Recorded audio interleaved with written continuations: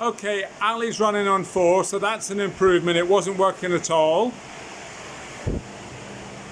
Everything else in here is okay. Everything in here is okay now. Zeus is there and it's running on 6 again, so that's good.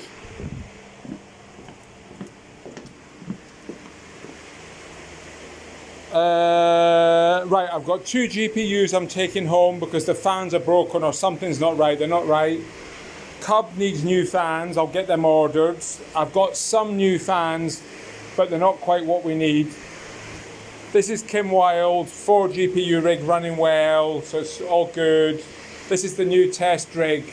So and I swapped power supplies around through there and in here, so that's got a nice power supply. This has got the 750 on it. What else? Goose is running on 4. I could put a 5th one in Goose. Pluto's running on 3 and it could be running on 4. So, but a successful day. Everything I wanted to fix, I've fixed. We're short of a few fans, but I'll order them and we've got risers coming. So, not a bad day, not a bad day. Okay, all the best, guys.